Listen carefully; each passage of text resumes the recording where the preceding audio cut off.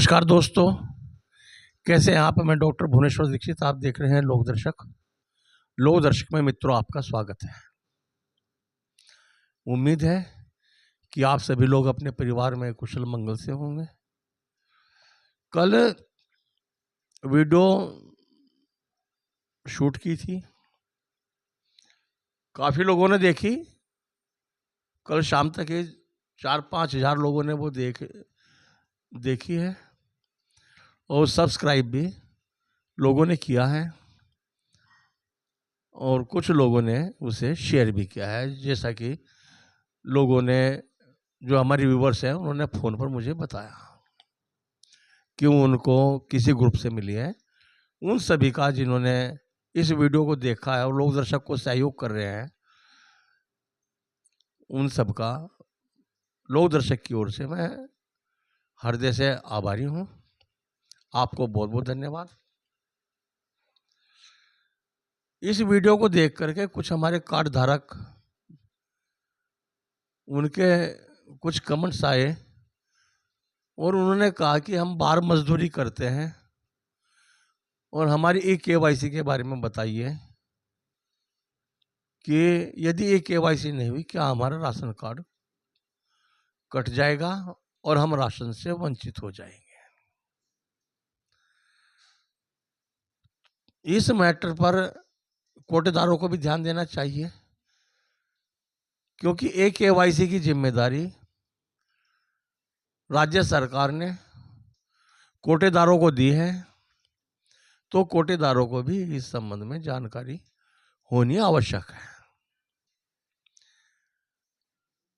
आइए अपने मूल विषय पर आते हैं। तब तक आप चैनल को लाइक करें, सब्सक्राइब करें और शेयर करें। 2021 में एक खबर फैली थी, 2022 के चुनाव से पहले। समाचार पत्रों में वो खबर भी आई थी और बाकायदा एक शासनादेश भी जारी हुआ था, शायद आप लोगों को ध्यान हो। उसमें कहा गया था कि जितने भी अपात्र राशन कार्ड हैं उनसे मार्केट रेट के हिसाब किताब से बाजार मूल्य पर वसूली की जाएगी और उतनी वसूली की जाएगी जितना उन्होंने खाद्यान्न लिया है। इस खबर को सुनकर के जो अपात्र थे, अपात्र का मतलब है कि जिनके पास 4 पहिया वाहन थे, जो इनकम टैक्स देते थे, आयकर दाता थे या सरकारी कर्मचारी थे, भले वो 4th क्लास में हो, उन लोगों में हड़कंप मच गया और उन्होंने अपने कार्ड जिला पूर्ति कार्यालय में सरेंडर करा दिए।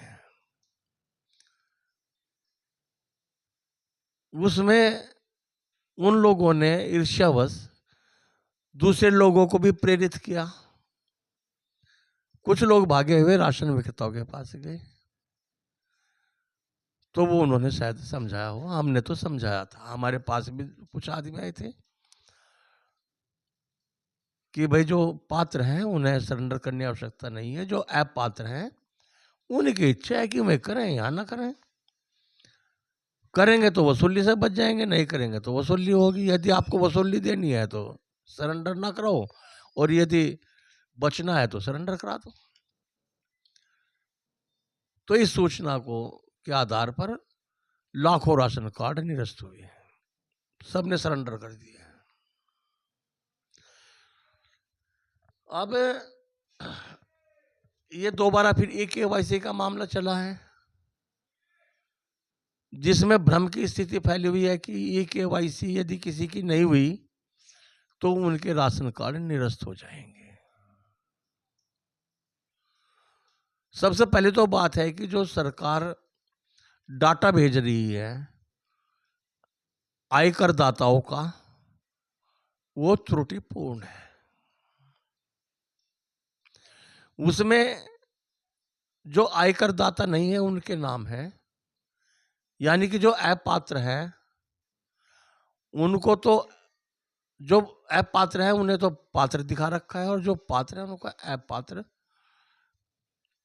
दिखाया गया है डाटा में। सुल्तानपुर में 119 किसान थे,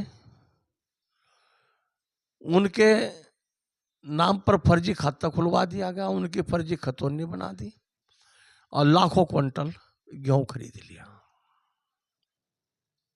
सॉरी धान, लाखों क्विंटल धान खरीद कर ली। और धान खरीद के बाद उनके नाम, चूंकि डाटा उठा लेता है इनकम टैक्स कि इनके खाते में इतने पैसे आए हैं, तो उस डाटा के आधार पर उनके राशन कार्ड निरस्त कर दिए गए। राशन कार्ड जब निरस्त हो गए, विक्रेता ने उन्हें राशन देने से मना कर दिया, तो उनमें हड़बड़ी मचनी स्वाभाविक ही थी। वो पूर्ति कार्यालय गए और जांच करने पर पता चला कि उनके नाम एक भी बीघा जमीन नहीं थी। फिर उनके पास शपथ पत्र वगैरह लिए गए और शपथ पत्र के बाद उनके 118 के कार्ड सत्यापित किए गए। तो ये स्थिति KYC के बारे में चल रही है। और लोग बाग, अधिकारी लोग ऐसा भी करते हैं कि जो अपने फायदे के लिए दूसरों का नुकसान करने से भी वो गुरेज नहीं करते हैं। सरकार चाह रही है कि KYC 100% हो। जो अपात्र हैं उन्हें हटाया जा और जो पात्र हैं उन्हें रखा जा। जो मृतक हो गए उनको हटाया जाए और जो छोड़कर चले गए, दूसरी जगह रहना शुरू कर दिया, तो उनके कार्ड यदि वहाँ पर हैं और दूसरे कार्ड में नाम चल रहे हैं, उन्हें निरस्त कर दिया जाए। तो इस बारे में शासनादेश 14/8/24 को जारी हुआ कि उसमें जो शंकाएं हैं उनका समाधान किया जाए। हमारे सामने भी बात आई थी कि जो बच्चे के हैं उनके अंगूठे नहीं आ रहे हैं। हमारी माताजी हैं, उनके उम्र ज्यादा होने के कारण अंगूठे नहीं आ रहे हैं। अथवा जो विकलांग हैं, जो कुष्ठ रोगी हैं, उनके हाथ के अंगूठे नहीं आ रहे हैं। जो राजमिस्त्री हैं, वे ईंट का काम करते हैं, मजदूर काम करते हैं, उनके हाथ के अंगूठे नहीं आ रहे हैं। तो क्या राशन कार्ड समाप्त हो जाएगा? इस संबंध में शासनादेश के अनुसार मेरा उत्तर है कि नहीं। यदि कोई पात्र है, उसका किसी का राशन कार्ड निरस्त नहीं होगा। उसकी प्रक्रिया शासन ने निर्धारित की है। उसमें शासन ने प्रक्रिया ये निर्धारित की है कि यदि कोई प्रवासी मजदूर है या कोई काम करता है, प्राइवेट नौकरी करता है, मजदूरी करता है, घर से बाहर है और उसका राशन कार्ड में नाम उसके गांव में चल रहा है, तो वो अपना राशन कार्ड लेकर के जिस क्षेत्र में रहता है वहाँ के राशन विक्रेता से अपना निवेदन करें, उससे रिक्वेस्ट करें कि मेरी KYC कर दी जाए। और ऐसा नहीं है, इतना मुझे विश्वास है कि कोई भी राशन विक्रेता अपने कार्ड धारक का कभी भी बुरा नहीं चाहता। वो ये चाहता है भले ही कार्ड धारक राशन विक्रेता को अपना ना माने, किंतु राशन विक्रेता एक एक कार्ड को और एक यूनिट को संभाल कर रखता है। और जब ऑफिस में नाम बोलता है तो राशन कार्ड धारक का नाम नहीं मिलता, बोलता नाम बोलेगा राशन विक्रेता का। कि किसका कार्ड है? ये छगन लाल का नहीं है, बल्कि राशन विक्रेता मगन लाल का नाम है, का कार्ड है। तो ये भ्रम की स्थिति में खत्म करना चाह रहा हूं कि राशन विक्रेता बहुत सहृदय होते हैं। वो तो विषम परिस्थितियां हैं जिसमें थोड़ा बहुत अपना दाल रोटी सभी को निकालनी पड़ती है, किंतु ऐसा नहीं है। वो सबका सहयोग करते हैं। और यदि आप विनम्रता के पास किसी भी राशन विक्रेता के पास जाओगे और समय से जाओगे और उनके कहने के अनुसार जाएंगे, तो आपका, मुझे विश्वास है, मैं दिलाता हूं कि आपकी KYC अवश्य होगी। तो ये तो बात बताई, जो प्रवासी हैं बाहर रहते हैं, वे अपने क्षेत्र के किसी भी राशन विक्रेता के पास जा करके अपनी KYC करा लें। उन्हें यदि घर छुट्टी में जाते हैं तो अपने राशन विक्रेता से मिलें, वरना अपना वहां पर करा लें। दूसरी बात, ये जो मैं खबर दे रहा हूं ये शासनादेश है, इसके हवाले से दे रहा हूं। शासनादेश जारी हुआ है।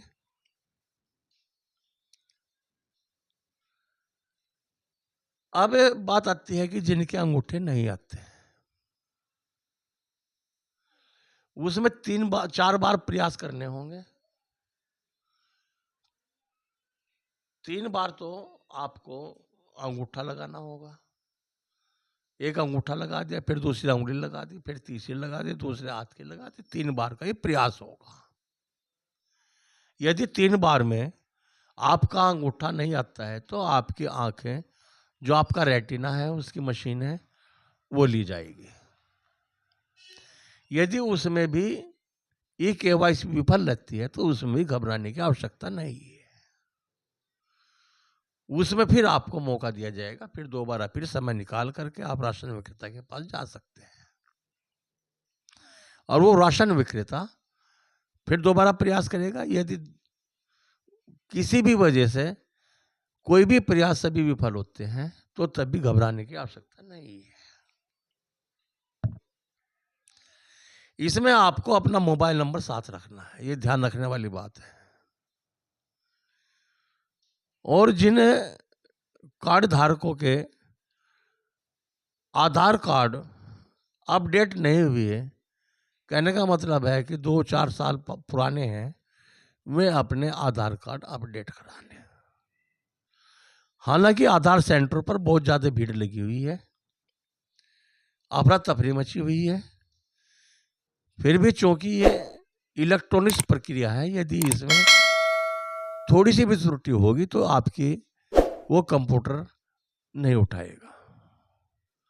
तो उसमें अपडेट करा लें, अपने नाम का संशोधन करा लें, अपनी जो जन्म तिथि है उसे सही करा लें, आपका फोटो है वो सही करा लें, और उसके बाद KYC करवाएं, वरना आप परेशान रहेंगे। ये मैं आपको थोड़ा सा सलाह दे रहा हूँ। ऐसा नहीं कि आप एक आधार कार्ड उठाया सीधे राशन विक्रेता के पास जा रहे, आप भी परेशान, राशन विक्रेता ही परेशान है। क्योंकि कोई राशन विक्रेता के पास बहुत ज़्यादा काम होते हैं, उन्हें KYC की भी जिम्मेदारी दी हुई है, दूसरी उन्हें राशन भी बांटना है, दूसरे लोगों की समस्याएं भी सुननी है, तो उसका समय बहुत कीमती है राशन विक्रेता का। तो जो कार्ड धारक है, सबसे पहले अपना आधार अपडेट करा लें, अपना मोबाइल उसमें दर्ज करा लें यदि नहीं है, और उस मोबाइल को चलाते रहें। ये सभी से सलाह है जो मेरी वीडियो देख रहे हैं। मोबाइल ऑन स्थिति में रहना चाहिए, चालू हालत में रहना चाहिए। ऐसा नहीं यदि किसी के पुराने मोबाइल लगे हुए हैं और वो बदल दिए गए तो अपने वो मोबाइल वगैरह भी उसमें अपडेट करा लें। अब बच्चों की बात है, बच्चे, छोटे बच्चे हैं, उनके आधार कार्ड बने हुए हैं, उनके तो फिंगरप्रिंट आने का मतलब नहीं है, तो उनके भी आधार कार्ड यदि पुराने हैं, 2-4 साल पुराने, और उनके फिंगरप्रिंट आ सकते हैं, तो आप उन्हें अपडेट करा लें उन्हें भी। अब यदि आपकी KYC राशन विक्रेता के पास विफल हो जाती है, तो असीम कुमार हैं ये हमारे संयुक्त सचिव, इन्होंने शासनादेश जारी किया है और इसमें ये सभी बातें बताई हुई हैं जो मैं आपको बता रहा हूँ, इसके अनुसार ही बता रहा हूँ। सभी राशन विक्रेताओं के पास ये शासनादेश पहुंच चुका होगा, यदि नहीं पहुंचा है तो हम पहुंचा देंगे। आप इसके माध्यम अपने पास रखें और इसकी कंडीशन पढ़ लें। तो जब आपका KYC नहीं होगा तो उसमें एक फ्लैग का निशान आ जाएगा, यानी कि संदिग्ध। KYC पूरी नहीं हो रही है, कि संदिग्ध का मतलब है ये है भी और नहीं भी है। यानी कि जिस आदमी का नाम राशन कार्ड में दर्ज है और वो ई-केवाईसी में नहीं आ रहा है, तो उस पर फ्लैग लग जाएगा, संदेह संदेह में आ जाएगा वो। निशान आ जाएगा उस पर अलग से, फ्लैग समझ लो, निशान समझ लो। तो वो सीधा जिला पूर्ति निरीक्षक के पास, पूर्ति निरीक्षक के पास जाएगा। पूर्ति निरीक्षक उन जितने भी एक दुकान पर हैं या उसके क्षेत्र में है, उन सभी के ऐसे राशन कार्डों को डाटा लेंगे और उनका भौतिक सत्यापन कराएंगे। भौतिक सत्यापन में जिला पूर्ति कार्यालय के कर्मचारी होंगे अथवा वे किसी को नियुक्त करेंगे। जिलाधिकारी नियुक्त करेंगे, एसडीएम नियुक्त करेंगे, बीडीओ स्तर पर करेंगे। इसमें कोई ना कोई अधिकारी अवश्य आएगा। वो उन यूनिटों का सत्यापन करेगा जिनका आधार और ऑथेंटिकेशन मशीन पर ई-केवाईसी जिनकी नहीं हुई। जब वो मौके पर सही मिलेंगे तो उनको जो प्रॉब्लम है वह सोल्व हो जाएगी। खतरा है, दिक्कत है तो उन लोगों को जो ऐप पात्र हैं। जो ऐप पात्र लोग हैं वे ई-केवाईसी कराने से बच रहे हैं। उन्होंने अब तक तो गरीबों का राशन डकारा है और अब चूंकि ई-केवाईसी हो रही है तो उनको खतरा महसूस दे रहा है कि उत्तर प्रदेश में योगी जी बैठे हैं, कब क्या करते हैं, वो क्या निर्णय ले लें, उनके दिमाग में क्या बैठ जाए, क्या मैं वसूली की प्रक्रिया चालू कर दें, उन्हें दंड ना दे दें मैं कि आपने 10 साल से 20 साल से ये मुफ्त का राशन आप खा रहे हैं अयोग्य होते हुए, अपात्र होते हुए। तो ये समस्या राशन विक्रेता के पास भी रहेगी और अधिकारियों के पास भी रहेगी। वे ई-केवाईसी करवाने से बचेंगे और दुकान पर खाद्यान्न लेने के लिए पूरा दबाव बनाएंगे। तो जो गरीब है, ऐप पात्र हैं, उन्हें घबराने की आवश्यकता नहीं है। और जो राशन विक्रेता हैं उनसे मेरा आग्रह है कि ऐप पात्र भले ही रह जाओ, किंतु जो गरीब है, जो पात्र है, और ऐप पात्र में भी जो सबसे नीचे का तबके का गरीब है, जो दिन में दिहाड़ी करता है और उतना ही खोदता है, उतना ही पीता है, उसकी आत्मा को कभी ना दुखाए, उसका जरूर सहयोग करें, उसके जरूर ई-केवाईसी करें। ऐप पात्र पर मत ध्यान न दे, वो आपका नहीं होगा। आपके खिलाफ जब भी कार्रवाई होगी वो दबंग तरीके से आपके विरुद्ध खड़ा होगा। किंतु एक गरीब आदमी यदि बीमार है और आवश्यकता पड़ती है तो उसके घर पर भी जाके आप खाद्यान्न पहुंचा सकते हैं। वो आपका दरियादिली होगी और वो 50 आदमियों के सामने कहेगा कि मेरा राशन विक्रेता बहुत अच्छा है जो घर पर जाकर राशन देता है। तो आपको यदि मेरी बात ये अच्छी लगी है तो लाइक करना, सब्सक्राइब करना, घबराने की कोई आवश्यकता नहीं है। जो पात्र है उसे राशन से वंचित नहीं किया जा सकता, ये सुप्रीम कोर्ट के निर्देश हैं। और जो जिला पूर्ति अधिकारी ये बार बार आदेश कर रहे हैं वो गलत कर रहे हैं। वो ई-केवाईसी करवा सकते हैं, वो कह सकते हैं, लोगों को प्रेरित कर सकते हैं, किंतु उन्हें ये आदेश जारी नहीं कर सकते कि उन्हें राशन से वंचित कर दिया जाएगा, उनका राशन कार्ड निरस्त कर दिया जाएगा। ये माननीय सुप्रीम कोर्ट का मामला है, भोजन के अधिकार का मामला है और भोजन के अधिकार से किसी को वंचित नहीं किया जा सकता। तो घबराए नहीं, अपनी ई-केवाईसी जहां पर होती है आप उसे कराएं और राशन विक्रेताओं से भी आग्रह है और आप लोगों से भी आग्रह है कि अपना मधुर संबंध बनाए रखें और राशन की व्यवस्था में अपने संबंधों को, सभी से आग्रह है मेरा, कार्डधारकों से भी अपने संबंध ना बिगाड़े। आज राशन की दुकान आपके पास है, कल को नहीं है, कल को परसों को नया हो जाएगा, तो उसमें जब मन में खटास पैदा हो जाता है तो जीवन भर के खटास पैदा हो जाते हैं। तो ऐसी स्थिति पैदा ना हो, सभी एक दूसरे का सहयोग करें, अपना राशन लें और खुश रहें। वीडियो देखने के लिए बहुत बहुत धन्यवाद। नमस्कार, जय हिंद, जय भारत।